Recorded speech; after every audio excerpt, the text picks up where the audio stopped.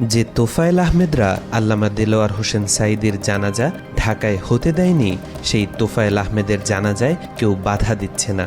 এটা তার প্রতি আমাদের ইনসাফ, কারণ আমরা আমাদের শত্রুর সাথেও ইনসাফ করতে চাই।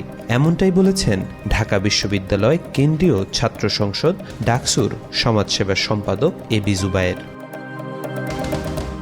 মঙ্গলবার ফেসবুক পোস্টে এবি জুবায়ের লিখেছেন, আল্লামা সাঈদীর জানাজাটা ঢাকার মাটিতে দিতে দেয় নাই এই তোফায়েল আহমেদরা। টিয়ার গ্যাস মেরে গুলি করে লাশ ছিনিয়ে নিয়ে গেছে। ফাঁসির রায়কে কেন্দ্র করেও ১৫০ শতাধিক মানুষকে খুন করেছিল, অথচ পুরো বিশ্ব জানত আল্লামা নির্দোষ। অতীতের কথা টেনে তিনি আবারও লিখেন, এই ভোলার মাটিতে ছাত্রদল নেতা নূরে আলমের জানাজা দিতে দেয়নি এই তোফায়েলরা। ভোলা যুবদলের আব্দুর রহিম খুনের ইতিহাস কিছুই ভুলি নাই আমরা। আজকে তোফায়েলের জানাজায় কেউ বাধা দিচ্ছে না। এটা তার প্রতি আমাদের ইনসাফ, কারণ আমরা আমাদের শত্রুর সাথেও ইনসাফ করতে চাই। তারপরেই তিনি আবারও লিখেন, রক্ষীবাহিনী কেলেঙ্কারি থেকে শুরু করে তোফায়েলের আমলনামা অনেক লম্বা।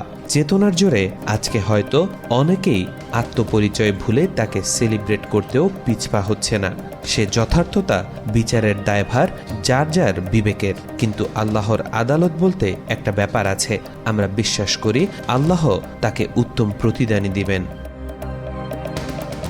তার জানাজা হচ্ছে, হোক, কেউ বাধা দিবে না, এটাই আমাদের ইনসাফ।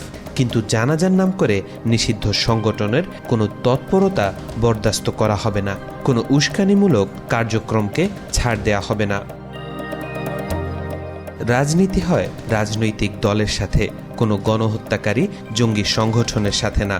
হাজারো মানুষকে হত্যা করেও যাদের মধ্যে কোনো ধরনের অনুশোচনা নাই, তাদের সাথে কোনো রাজনীতিও নাই।